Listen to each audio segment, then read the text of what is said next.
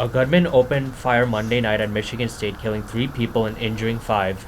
SU students are trying to raise money for victims of the Turkey earthquake to relieve the pain. And New York State is lifting mask requirements in healthcare settings. Audio Plus.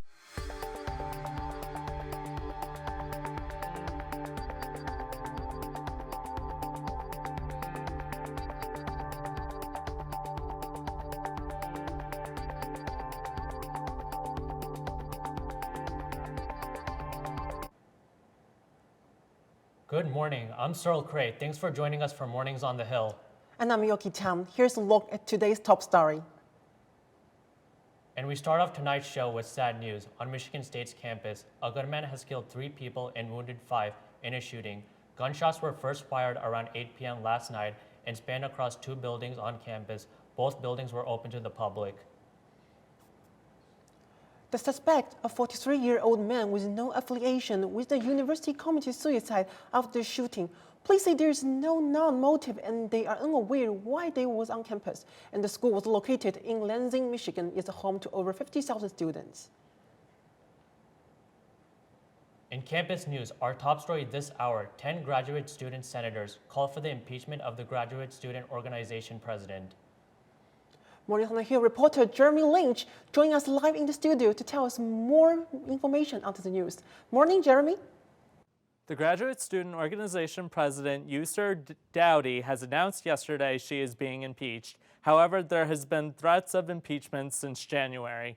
On February 1st, there was a GSO meeting where Dowdy claims that the senators directly quoted her saying that she was against a free and open debate, when in reality, she says that she advocated for a free and open debate. A week later, she was served the articles of impeachment. Dowdy says, quote, "During my report, I was heckled, accused of lying, and the Senate deleted my concerns from the report. After the Senate voted to delete a whole section with these concerns from the record, I called this act censorship," end quote. Dowdy was given 48 hours to quietly resign, or the 10 senators would continue on with the impeachment process. She wrote a full resignation letter on her computer, but she chose not to send it. Dowdy invites graduate students to go to the GSO meeting on February 17th at 5:30 p.m., which will center around the forming of the impeachment committee. Reporting live from the studio, I'm Jeremy Lynch for Mornings on the Hill. Another chapter of the pandemic is drawing to a close. Masking in hospitals and healthcare facilities is no longer mandatory. Instead, the decision will be up to individual operators. Our Mornings on the Hill reporter Carson Fowler joined us live from outside the Barnes Center.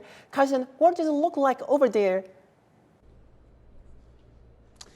Cyril, I had a chance to get over to the Barnes Center yesterday, and if nothing's changed in the last 24 hours, masking will still be required inside the health clinic at the Barnes Center. It's not totally surprising, all things considered. The mandate was only lifted 2 days ago on Sunday. So this change, though, whatever that may be, all these changes coming as of late, very much of a steady decline in COVID transmission rates in the state of New York. Now, if you look behind me, right inside these doors, you see a lot of signs that read masking still required inside health clinic. Immediately you can see these signs, right? Now, whether that's going to change in the coming days, I'm not 100% sure. I reached out to the Barnes Center with a media request last Friday, and I still have yet to get a response. So we'll kind of wait and see where that goes from now. When I get word of the news, but the request was met with no response. I already said that, excuse me. We'll continue to monitor this story as information still arises.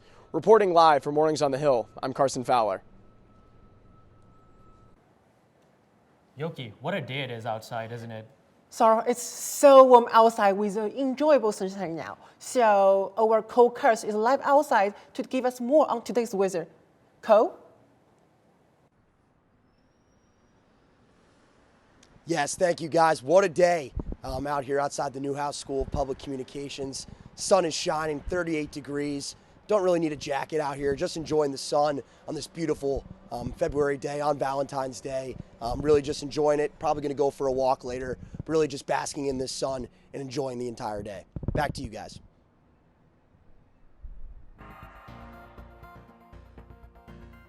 Coming up on Mornings on the Hill, the JMA Wireless Dome has some new exterior decorations. I'll show you the changes after the break. If you've walked by the JMA Dome in the past few days, you've likely noticed a lot of activity. Workers have started the difficult process of installing the large JMA letters on the top of the building.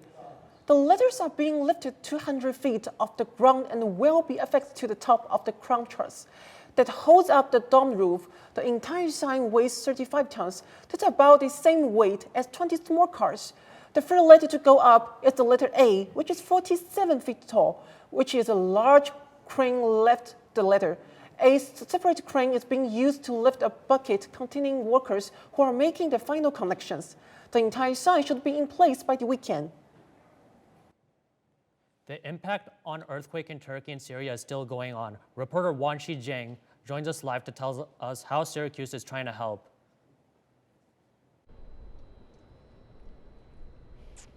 Turkish Student Association are going to hold donation campaign recently, and students are willing to contribute. I talked to Turkish students on campus, and they will share more about the situation in Turkey and how SU can help.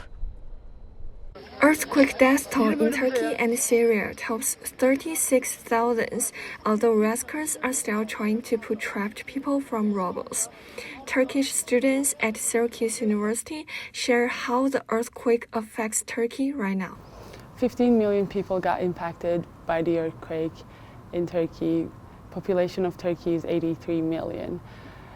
In all of those people, 20,000 people, maybe more, died.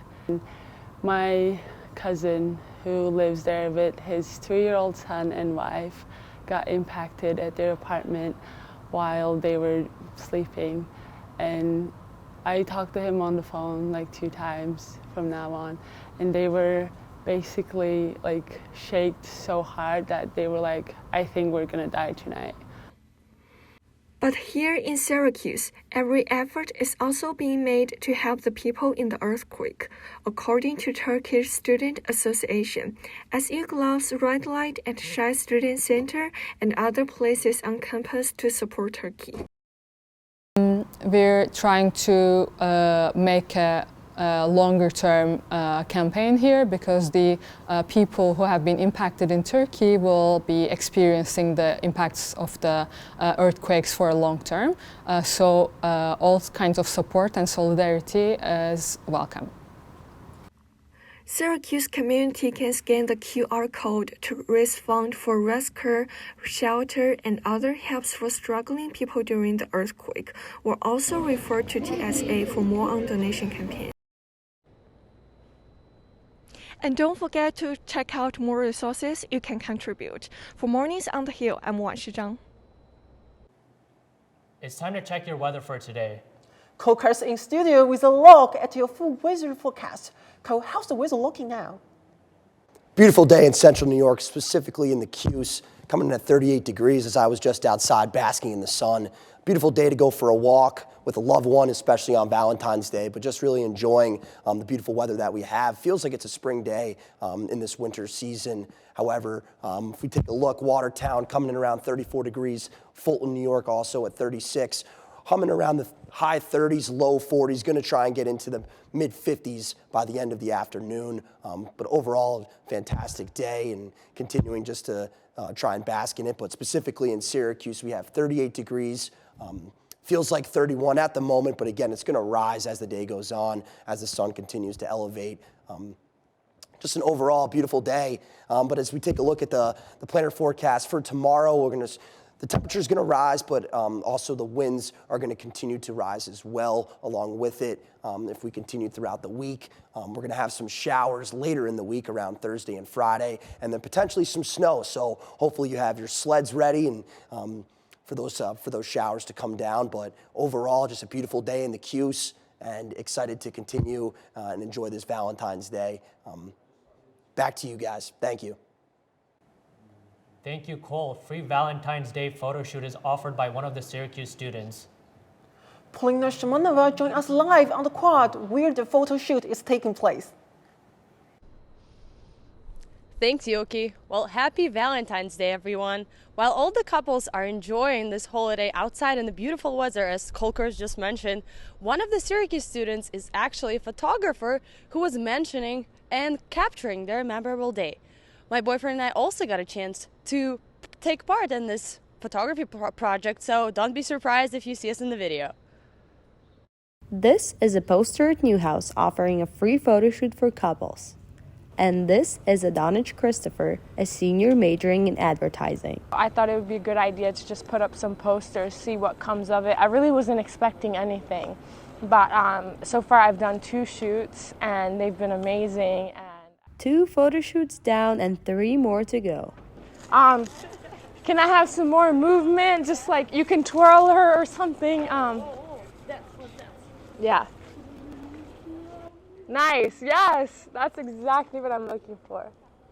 Christopher discovered photography as her passion when she first traveled to Mexico. Since then, Christopher knew she wanted to do portraits and couple pictures. I love love, and I love being able to see it and show it and have it around me in my life. And what better way is to combine photography and love.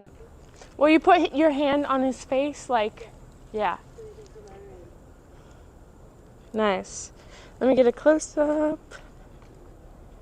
Ah, that's sweet, guys.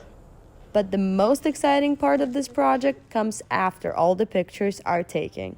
The most I get out of photography is the reaction people have afterwards, where they're surprised, and I think they see themselves in a different light. They see themselves through how I see them, which is nice, because I think everyone's beautiful, and that's why I take photos, is because I want to show that to people and I want to motivate them and give them confidence. What an incredible initiative from Addie, and stunning pictures for the couples. Well, if you are ready for your next photo shoot, you can reach out to Addie on Instagram at These Beautiful People, but don't forget to put 6 instead of a B as you see on the screen. For Mornings on the Hill, I'm Paulina Shimanova. Thanks, Paulina. The Finger Lakes Line will receive funding to build up the local economy as part of the government Casey Hochul 2023 state budget. The money will go towards projects such as creating new jobs, public transportation, ports, and parks. Government Hochul released a statement saying that her admission is, quote, not trying to make the Finger Lakes more affordable, but makes more livable and safer. Thank you, Yoki. The notorious Skyline Apartments may be under new management soon. The city of Syracuse filed a lawsuit against property owners Green National on Friday, asking for the appointing of a receiver to oversee the Green National properties. Green National, the group, which includes Syracuse football alum Tim Green, has been the site of intense criticism of repeated crime and terrible conditions. Coming up on Mornings on the Hill, a new sport is taking over the Barnes Center. We'll have all that and more on your Orange Sports Report.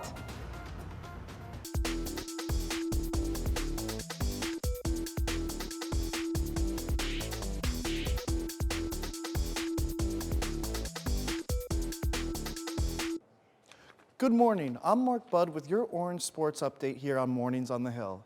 Over the weekend, the Syracuse men's lacrosse team hosted Albany and Holy Cross. It's safe to say the Orange were in complete control in both games. The first game took place on Friday against Albany. The Orange avenged the loss to the Great Danes last year, winning convincingly 20-7. The 2022 #1 recruit in the nation, Joey Spallina, led the way with the game-high 5 goals. Our very own Cole Kerr scored his first 2 goals of the season and had an assist. On Sunday, the Orange hosted Holy Cross, winning 15-6. Spallina finished once again with 5 goals and 2 assists. Gary Gates' squad is now 3-0 on the season and are ranked number 18 in the country. The men's lacrosse team weren't the only ones in action over the weekend. The number 5 ranked Syracuse women's lacrosse team hosted the 4th ranked Northwestern. The Orange defeated Northwestern 16-15 in what turned out to be a thriller. Delaney Schweitzer led the Orange in goal, finishing with a career-high 11 saves. Leading the Orange in the scoring department was graduate student Megan Carney, who finished with 4 goals in the game. SU sisters Emma and Megan Tyrell also provided a significant scoring punch. The duo scored the final 2 goals for the Orange.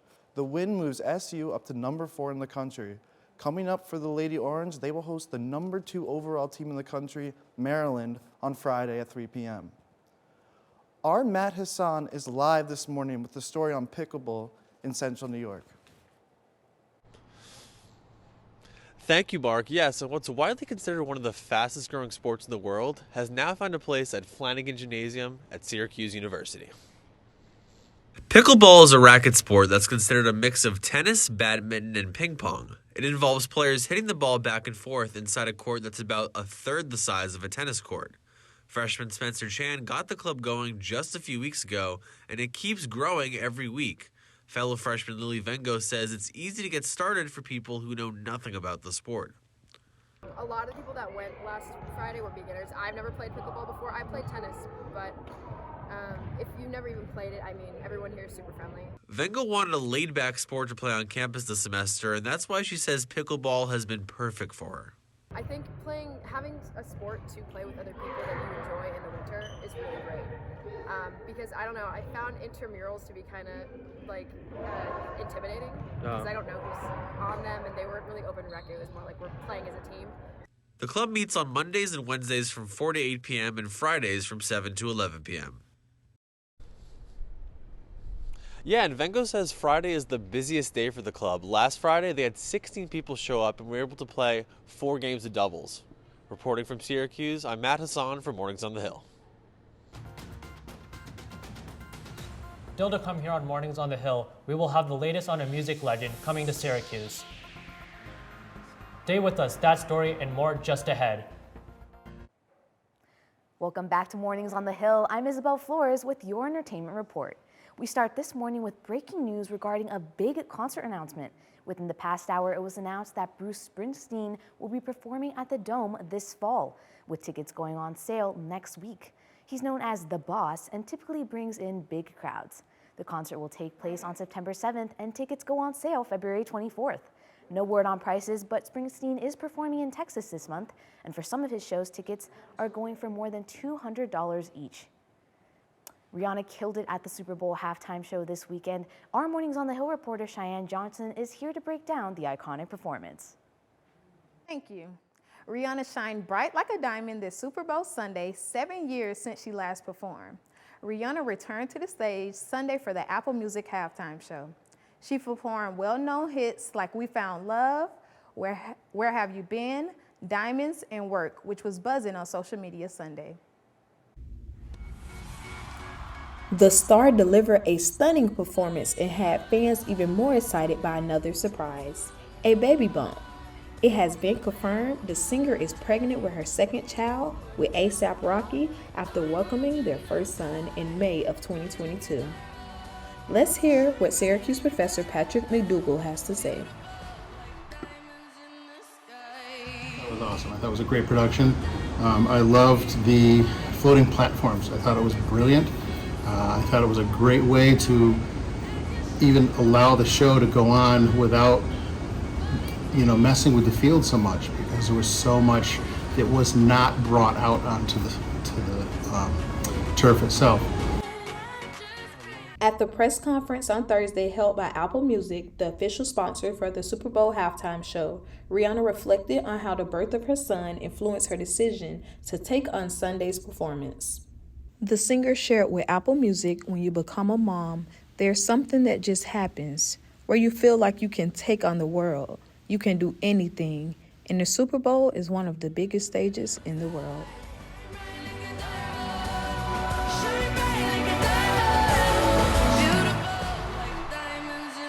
That was awesome.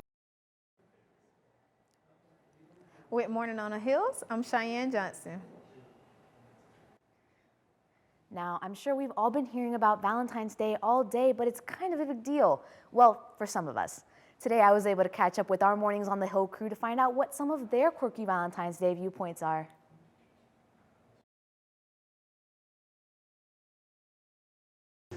I already started my Valentine's Day by going to Brugger's with my boyfriend and having breakfast bagels. Probably sit in my room and eat chocolates alone. Covering a basketball game until 11 o'clock at night. I'm probably gonna go on a virtual date. Me and my friend, we're like long distance, so. Is that today? Probably nothing, to be honest. It's gonna be Galentine's Day today, or Browentine's, something like that. I'm just hanging out with the boys. Well, first and foremost, I am spending it with 14 of the most important young people in my life right now in Mornings on the Hill. I've also have a card and chocolates waiting for my wife when she wakes up this morning, which should be right about now. After more than 40 years of marriage, you start running out of ideas for Valentine's Day. Ooh. Such question. I would say Alicia Keys. It would either be Michael B. Jordan, A$AP Rocky, or Method Man. Ariana Grande, hands down. I think I would melt into a puddle, probably a puddle of dark chocolate. James Marsden. James Marsden he's my celebrity crush, I will admit. He's in Enchanted, he plays Prince Edward. And Hairspray, he's Corny Collins as well. That might be what people know him as. I know him as Cyclops from X-Men. Girl, don't nobody give a damn about Valentine's Day. My favorite part about Valentine's Day is letting the ones that you care and love about know how special they are in your life and how much they mean to you. My favorite part of the Valentine is like I can receive the gift and like the chocolate from the people I don't know, like who really like cares about me about this. So it's like a secret trade with the person you love. You know, I like Valentine's Day. I know a lot of people don't, but you know, it's a time where love is in the air, so it's a very beautiful time of year. I think Valentine's Day is only really fun if you're either like in a relationship or you have someone to love, or you're in the second grade and you're getting Valentines from your classmates. Otherwise, it's kind of a commercial scam in my opinion. I would say it's a time to eat candies and chocolates. I think this is the best part. My favorite part of Valentine's Day is having someone to celebrate it with, but this year I'm celebrating by myself. Guys, that is so funny. I'm just really excited that I'm really happy that I got to see everyone and find out what their plans are for today. But yeah, it's at the festival to take some love language to the lover. Yes, yes. What about you, Cyril? I'm just gonna have chocolates and chill in my room all day. Well, that is going to do it for us this Tuesday here on Mornings on the Hill. I'm Cyril Clay. Follow us on social media. I'm Yoki Tan. Thanks for watching Orange Nation. We will see you next Wednesday live at the 10 a.m. right here on OTN.